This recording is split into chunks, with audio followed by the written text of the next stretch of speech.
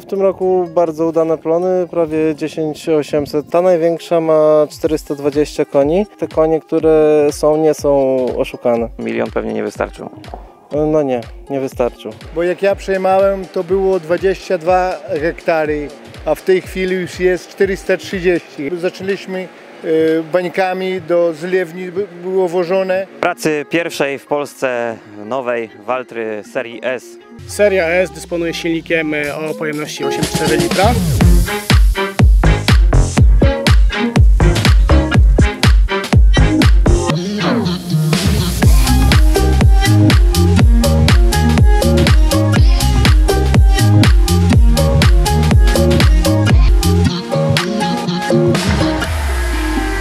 Trzy ciągniki marki Valtra z Bossem na czele oglądamy dzisiaj na Podlasiu w miejscowości Smorczewo. Wymłócone zostało ponad 30 hektarów jęczmienia ozimego w gospodarstwie rodziny Ciupińskich.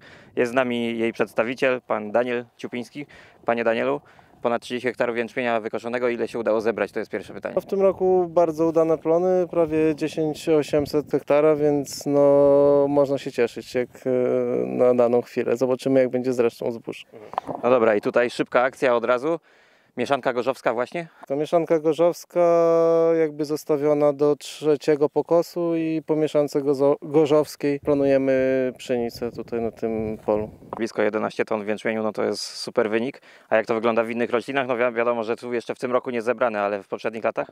No to różnie wyglądało w poprzednich latach. W tamtym roku plony były troszeczkę słabsze, pszenica na poziomie 8700, przężyto gdzieś w granicach 7600. Jęczmień to tak chyba było 9800, chyba może nawet niecałe, więc tamten rok na pewno pod względem plonów w zbożu był słabszy. Fajnie plonowała kukurydza, ale ten rok, jeśli chodzi o zboża, jest na pewno, już widzimy, że dużo lepszy. Tutaj, gdzie się znajdujemy wokół naszego gospodarstwa, to są takie lepsze ziemie, 4, 3, ale ogólnie z tych ziem, które uprawiamy, to są różne, bo są i 5, są na niektórych polach mozaiki, że na jednym kawałku można tam spotkać od 3 do 5, a może i nawet słabszej. Prowadziłem tutaj tym, że mamy 3 ciągniki marki Valtra, to niech pan wymieni, jakie to są traktory dokładnie, no i co wy tu robicie, jakie zabiegi się odbywają na polu? Najmniejszy z nich, czyli T174 z opryskiwaczem, rozdawaliśmy RSM, T194 z beczką Wica. No i największy SK416 z pługiem dłutowym, uprawa jakby już właściwa. No po tym pójdzie jeszcze agregat uprawowy i siew. Ile te ciągniki marki Valtra, które macie, mają koni? Jak to wygląda w poszczególnych modelach? Ta największa ma 420 koni, T194 to jest 190-konna, a T174 to jest 170 koni. Zdecydowanie najmocniejszy traktor w gospodarstwie, najnowszy również, prawda? Tak, najnowszy, no i najmocniejszy, więc prawie 2 razy większy jest niż tamte wcześniejsze Valtry. Do uprawy bardzo dobry ciągnik, mamy ciężkie ziemie, więc potrzeba tych koni, żeby to właściwie uprawić. Skąd decyzja, żeby pójść właśnie w tym kierunku, żeby to była marka Valtra, bo to ona tu zdecydowanie przeważa w gospodarstwie? No najpierw wzięliśmy jedną, później wzięliśmy za 2 lata drugą Valtrę. Mamy ponad 400 hektarów ziemi, tak naprawdę to 2 ciągniki uprawiały te wszystkie hektary. To, że nie były awaryjne, wytrzymywały po prostu tak duże obciążenia. Agregat bezorkowy, no wiadomo, że to jest ciężka praca i dawały sobie radę w takim sprzęcie. Nie było jakichś zastrzeżeń, jeśli chodzi o jakieś usterki czy coś, więc na pewno to przeważyło nad tym, że Valtra, a nie jakaś inna marka. No i też jakoś tak z tą Valtrą od początku, więc chyba tak fajnie, jak wszystkie są Valtry, co nie? Podobają wam się też pewnie. Wizualnie, ale też jakby obsługa, jak obsługuje się już ten sam ciągnik, to jest dużo łatwiejsze, bo jakby niektóre rzeczy robi się automatycznie, nie zastanawiasz się, czy ten przycisk jest tutaj, czy tam, bo wszystko jest jakby podobnie są te ciągniki zbudowane. No. Ile te poszczególne modele przepracowały już u Was w gospodarstwie? Który zrobił najwięcej godzin? Ten najmniejszy, no bo jest najstarszy, to już ma ponad 7800 zrobione. A ten najnowszy nabytek, ile przepracowaliście? Bo pewnie gdzieś na początku tego roku się pojawił? W lutym do nas przyjechał, no i od tamtej pory już jest ponad 300 godzin zrobionych. No wiadomo, że na wiosnę to nie było aż tak dużo roboty, to jest najwięcej pracy on będzie miał w tym okresie pożniwnym, jesiennym. Przy tamtych ciągnikach, no nie ukrywajmy, na trzeciej klasie ziemi, gdzie się jest glina, to nie dało się uzyskać odpowiedniej głębokości uprawy przy agregacie bezorkowym, no bo to jest ciężka ziemia i nie da się tego zrobić z odpowiednią prędkością przy odpowiedniej głębokości. No a tutaj już jest inaczej, no bo on ma moc, która pozwala mu na to, żeby na daną głębokość wykonać tą uprawę. No. Jeśli chodzi o wyposażenie tego traktora, zwracaliście uwagę na coś szczególnego? Jaka tu jest w ogóle skrzynia, jak to wygląda? W porównywaniu do tamtych, no tam to są skrzynie jakby jeszcze półautomatyczne, tu już jest jakby całkowity automat, bo to wiadomo, z biegiem czasu też zmieniają się rzeczy, wchodzą jakieś nowe rzeczy, które jakby firmy udoskonalają w ciągnikach, więc trzeba też jakby iść też z postępem, z biegiem czasu, no. I jakby też sobie ułatwiać pracę. Niektóre warty były za gotówkę brane, niektóre były w kredytowaniu, ale jakby z własnych środków, a nie z jakichś dotacji. Co na tą największą? Milion pewnie nie wystarczył. No nie wystarczył. Ale to był dobry kierunek. Na pewno nie żałujemy tego wyboru, no bo przez te 300 godzin nic się nie wydarzyło, co by po prostu mogło zmienić tą decyzję. Żadnej awarii, ciągnik pracuje pod nawet dużymi obciążeniami, tak jak w tym momencie ma 4-metrowy pług dłutowy. On sobie spokojnie daje radę naprawdę w ciężkiej ziemi, która przez długi czas nie była robiona na tak dużą głębokość, jak on teraz robi. On ma nawet, bym powiedział, że moc, żeby pociągnąć większy sprzęt, nie? Więc na pewno te konie, które nie są oszukane. No dobra, jeśli chodzi o wyposażenie tego traktora, to też tutaj widzimy m.in. kamerę, no tu już nowych technologii nie brakuje. Tak, jest kamera, jest nawigacja. Jeśli chodzi o kamerę, bardzo fajny gadżet, bardzo ułatwia pracę maszynami, no bo trzeba po prostu co chwilkę się obracać. Mamy cały czas podgląd na to, co dzieje się z tyłu ciągnika, jak jest uprawa, nie ma nie zapcha się maszyna, no bo przy tej mocy on nie czuje, jak maszyna jest, nie wiem, bezorkowiec się zapcha, jakiś kamień wpadnie, czy coś się stanie. Żeby traktor długo pracował, trzeba na pewno dbać o wymianę olejów. Jak to u Was wygląda? To robi serwis, czy Wy robicie to we własnym zakresie? Ogólnie serwis wymieniał nas oleje. Tutaj też chodzi o to, żeby ta maszyna pracowała długo w gospodarstwie i nie było awarii, bo to też są dodatkowe koszty. Na pewno dużo większe niż wymiana oleju, jak coś się zepsuje. Duży wpływ miało na to, od kogo wzięliśmy tą Valtrę, że od tej firmy, a nie od innej, która sprzedaje. Chodzi tu o podejście firmy do klienta. Znamy się już kilka lat z firmą, współpracujemy. Często jakieś maszyny też testowaliśmy też inne Valtry. Tak jak dzisiaj Bednara, prawda? Tak, bo też właśnie myślimy nad zakupem, więc oni nie mają problemu z tym, żeby po prostu pokazać, jak to działa, żeby zobaczyć, czy na pewno to jest ta maszyna, której po prostu potrzebujemy w gospodarstwie. 400 hektarów areału w gospodarstwie rodzinie Ciupińskich. W większości podporządkowane jest produkcji zwierzęcej, produkcji bydła mlecznego tutaj? Myślę, że połowa produkcja zwierzęca, połowa produkcja roślinna. Jak dużo krów, jak dużo w ogóle bydła utrzymujecie w gospodarstwie? W tej chwili ponad 600 sztuk, czym 182 sztuki w doju. Widzimy, że tak naprawdę utrzymywane to jest w 3 obiektach? Tak, w 3 obiektach. Tutaj w tym obiekcie, na którym się teraz znajdujemy, są krowy dojne, jałówki cielne oraz krowy zasuszone. Mamy też chyba najnowszy obiekt, gdzie przeznaczony jest pod cielęta, prawda? Tak, to są cielęta od urodzenia do pół roku. Tam są przetrzymywane, później przechodzą na następny obiekt, gdzie jakby są odchowywane do momentu pokrycia. Jak już jest potwierdzona ciąża, to wtedy przyjeżdżają na tą oborę już. Drugi obiekt dość niski. Kiedy przeszliście tutaj na ten, w którym się obecnie znajdujemy, to jest główna obora, prawda? Tak, tamto jest przerobione z poprzedniej obory, na której mieliśmy krowy, też konie tam były.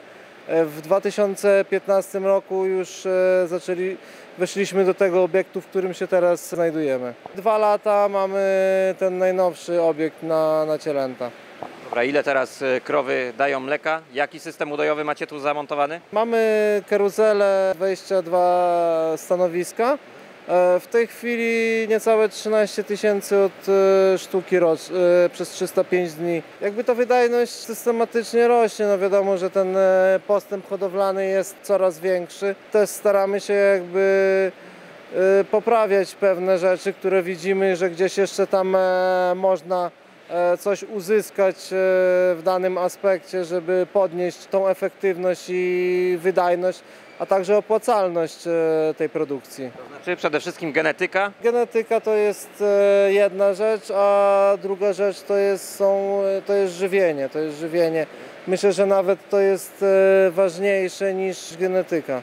Z czego obecnie się ta dawka paszowa składa? Jeśli chodzi o krowy dojne, to jest siano kiszonka z traw i motylkowych, kiszonka z kukurydzy i ziarno kiszone. Opasze treściwe to jest jęczmień ze zbóż, śruta ekstrakcyjna sojowa, rzepakowa, DGGS i mak uchylniany. No i oczywiście dodatki, witaminy. Kto odbiera od Was mleko? Jak to wygląda, jeśli chodzi o ceny obecnie? Już od wielu lat oddajemy do Mlekowity mleko. Cena mogłaby być lepsza, jeśli chodzi o moment, w którym się znajdujemy. Patrząc 10 lat do tyłu, jak zaczęliśmy stawiać tą oborę, no to ta cena nie była dużo niższa niż teraz. Ona jakby wzrosła troszeczkę, ale patrząc na to, jaka jest inflacja przez tyle lat, to ta cena powinna być dużo większa, żeby jakby utrzymać opłacalność na takim poziomie, jak był wcześniej. Teraz dołączył do nas również pan Bogusław, ojciec pana Daniela. No to od razu tutaj wykorzystam tą okazję i zapytam pana trochę o historię gospodarstwa, bo pan tu na pewno niejedną ciekawą rzecz może na ten temat powiedzieć. Jak to się zmieniło? No, gospodarstwo się zmieniło bardzo, dużo poszło w górę, bo jak ja przejmowałem, to było 22 hektary ziemi, a w tej chwili już jest 430 hektary. No, po głowie krów było 12 krów dojnych, a jest 220 dojnych, a stado to 600 sztuk. Także to rośnie w górę kolosalnie. Hektarów 20 razy więcej można powiedzieć, a krowy no to też nie pierwsza obora, nie druga pewnie pana. Druga ubora, bo pierwsza była postawiona w 996, a ta ubora jest postawiona w 2014. Zaczynał pan od baniek jeszcze, czy od przewodówki już? Od baniek, bańkami. Zaczęliśmy bańkami do zlewni było wożone, a później już w tamtej oborze była przewodówka, no a z przewodówki już przeszli od razu na karuzelę. Około 2000 roku, jak w spółdzielni mleczarskiej w Mlekowicie kto sprzedał 100 000 rocznie, to już był wyniesiony wysoko. A teraz to ponad 200 000 miesięcznie się oddaje do mleczarni. I obecnie ta liczba rocznie mniej więcej na jakim poziomie u was oscyluje? 2 700 000 litrów rocznie. Jak się tutaj dzielicie, jeśli chodzi o tą pracę? Wszystko rodzinnie, czy zatrudniacie kogoś z zewnątrz? No, zatrudniamy, no jeszcze tu syn, jeszcze drugi syn pomaga, no jeszcze są pracownicy, no ale w polu to najwięcej syn, Daniel, no i Karol. Odpowiedzialność za plony to są do Daniela. Syna tu można zdecydowanie pochwalić za te plony, bo w tym roku jęczmień sypie dobrze, pewnie reszta też. Jęczmień sypie, no i pszenica będzie sypać, bo już po wyglądzie widać, że na pewno będzie większy plon jak w tamtym roku, bo już po wyglądzie i w tej chwili widać. Właśnie, już pan powiedział, jak bardzo powiększyło się to gospodarstwo. U pana jest jeszcze apetyt na więcej? Czy u was jest jeszcze apetyt na więcej? No już wiek mi nie pozwala, no ale jeszcze ile dam rady, to pomagam. Syn ma apetyt na więcej. Jakaś docelowa liczba tu pod tym względem? W tych czasach, w których żyjemy, no to tak naprawdę stanie w tym miejscu, w którym jesteśmy dzisiaj. Jakbyśmy się spotkali za 2 lata i byśmy byli w tym samym miejscu, to tak samo byśmy się cofali do tyłu, no bo na nas troszeczkę też koniunktura na rynku i to, co się na świecie dzieje, wymaga tego, żeby po prostu cały czas rozwijać się, zwiększać.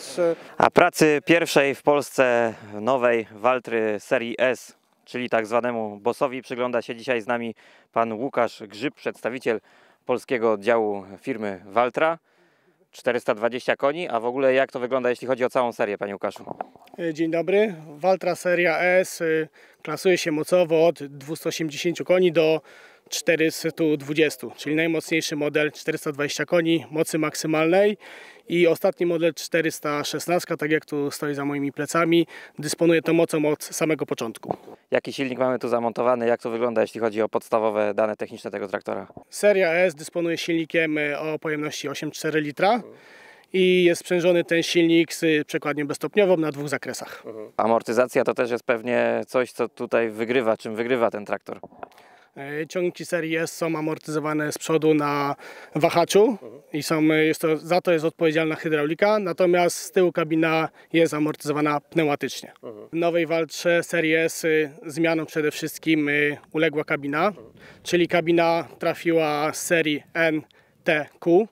Czyli kabiny mamy takie same, mamy przestronne, duże kabiny przeszklone z dobrą widocznością. Mamy opadającą maskę z przodu, dzięki czemu jest poprawiona widoczność na maszyny, urządzenia zagregowane z przodu na przednim tuzie. Jeżeli jesteśmy przy przednim tuzie, to dodam, że przedni tuz mamy o dźwigu 5,8 tony, natomiast tylny tuz potrafi dźwigać 12 ton. Rozkład osi i masa tego traktora samego w sobie to też jest na pewno ważne, żeby te 420 koni na ziemię tutaj przełożyć. Zgadza się. Podstawowa waga tego ciągnika to jest 12 ton. Tak jak tu widzimy za moimi plecami, ciągnik waży około 15,5 tony. No właśnie, czyli dodatkowe obciążniki z tyłu w kołach i tutaj ten balast z przodu. Zgadza się. Balast przedni o wadze 1800 ton, natomiast w kołach mamy obciążniki po 300 kg. Ile paliwa możemy zalać do tego traktora? Około 600 litrów. Jeśli chodzi o ogumienie, jak to tu wygląda, jakie są możliwości? Tutaj ten ciągnik akurat jest wyposażony w ogumienie 710 z tyłu, natomiast maksymalny rozmiar kół, jakie możemy założyć, to są 900. Rozmiar koła to jedno, ale drugie, że coraz bardziej popularne są też te opony tak zwane niskociśnieniowe, więc pewnie tu też macie opcję tego, żeby ten system regulacji ciśnienia w tym traktorze był zamontowany. Jak najbardziej. Valtra ma swoje Studio Unlimited, które dba o tuning ciągnika i przez to studio również możemy sobie zamówić system pompowania opon, czyli regulujemy ciśnienie, a żeby to w miarę szybko nam poszło na polu i sprawnie, możemy doposażyć ciągnik o sprężarkę śrubową o wydajności 2000 litrów na minutę. Wtedy chwila, moment i mamy to zrobione, nie musimy długo czekać. Dokładnie, bo to jak wiadomo w takich dużych i szerokich kołach tego powietrza jednak trochę wchodzi i żebyśmy nie czekali 15-20 minut na polu, dlatego możemy zastosować kompresor śrubowy.